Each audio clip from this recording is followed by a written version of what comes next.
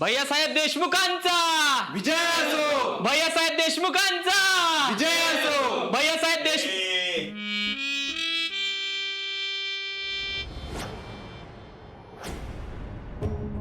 घेंगण्यांनो, आमच्या नावाचा जय जयकार करा म्हणजे असा करा नाही.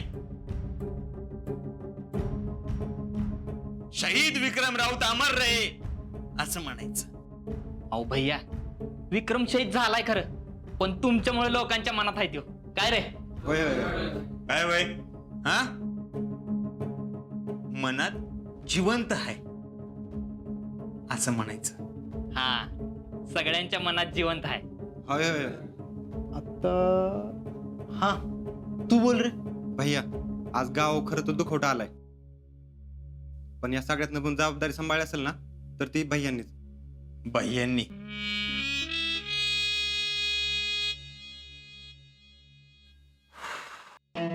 टॅलेंट टेल हिम. जबाबदारी जर कुणी घेतली असेल ना तर फक्त आणि फक्त भैयांनी. हा, फक्त फक्त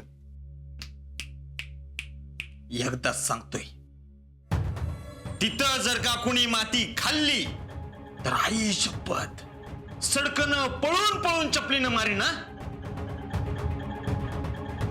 त्या साहेबांना आधीच आम्हाला नाही म्हणून आमचा इगो हर्ट केलाय. टेन्शन नाड भैया. अहो, साहेबांपुढे तुमचं असं कौतुक करतो की तुम्हाला जिल्ह्यावर नाही, डायरेक्ट राज्यावरच घेतलं पाहिजे. काय रे? होय होय होय. काय वय चम्या, जरा लायकीत बोलावं माणसानं. हा, राज्य काय राज्य, राज्याचं स्पेलिंग तरी माहिती करा आपल्याला. भैया ते जाऊ द्या, आपण सगळं ठरल्याप्रमाणे करायचं आणि त्या साहेबांवर तुमचं इम्प्रेशन कसं पडेल याचा विचार करायचा.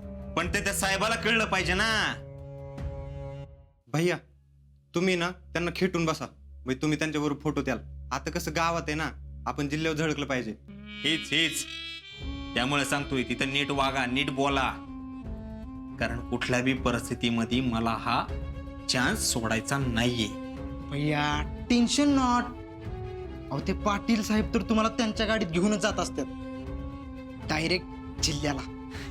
असं जर का झालं ना, असं जर का झालं तर तुम्हा सगळ्यांना ऑल इन वन एक एक पप्पी.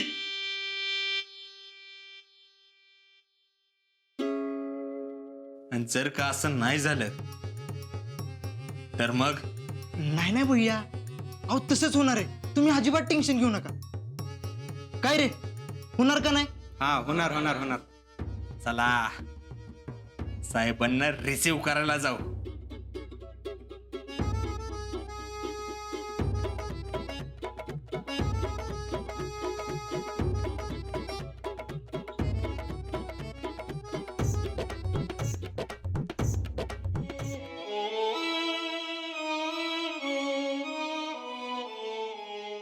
मावशे, मावशे अगं जरासं खाऊन घे की. मावशे खा की. खा माधुरी, खा. 2 घास खा आणि परत येतो बरं का.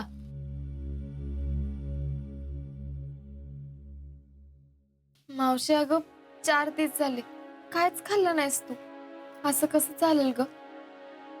हे बघ, जरासं खाऊन घे. अगं एवढं तरी खाऊन घे. नको बाई, मला काहीच नको. बर, हे बघ, ताट इथं ठेवलंय. तुला जेवढं पाहिजे ना तेवढं खाऊन घे.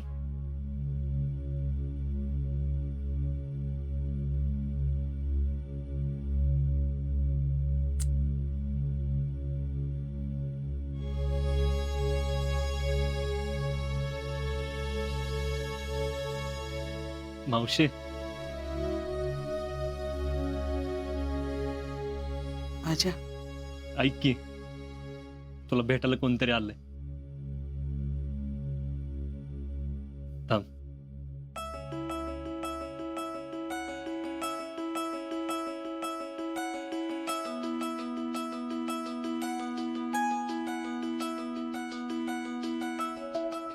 मावशी, ही बघ, काल सगळी ही माझ्या घरी आली होती.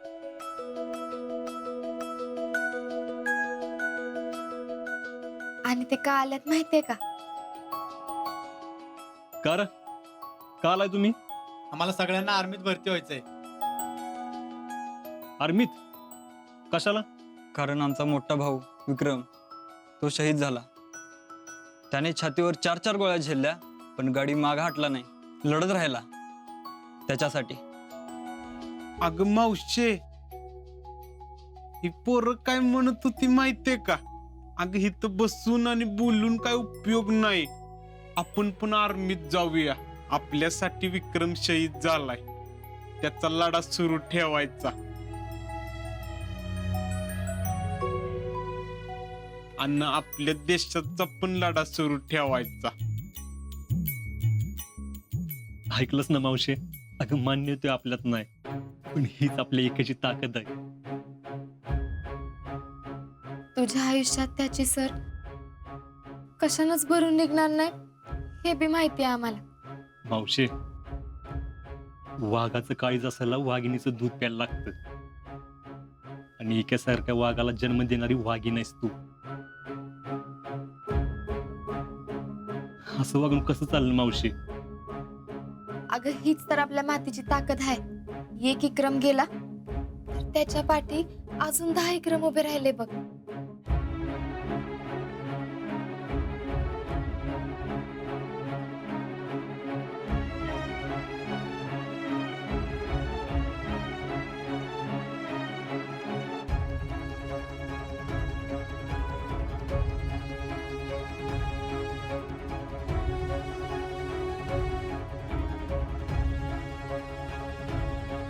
पोरांनो, आज खूप धन्य पावली रे माझी. मावशी, आता रडायचं नाही.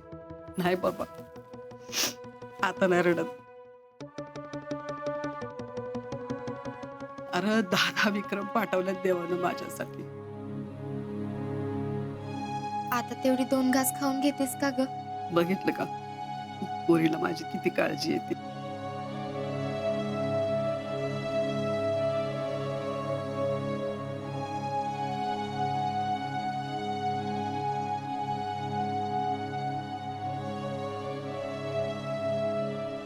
मावशी, तू काय बी टेन्शन घेऊ नको, इकेची जागा कोणीच घेऊ शकत नाही. पण म्हणून तुझा दुसरा बी आजा नावाचा लेख विसरू नको. आणि आता तर ही बी सगळी. मावशे, मी पण तुझा लोकच आहे. माझ्या पोटी आणखी एखादं लेकरू असतं ना, ते पण मी आर्मीतच पाठवलं असतं. मावशी, तुमच्यासारखी आहे म्हणून देश शांत आणि सुरक्षित झोप घेतोय.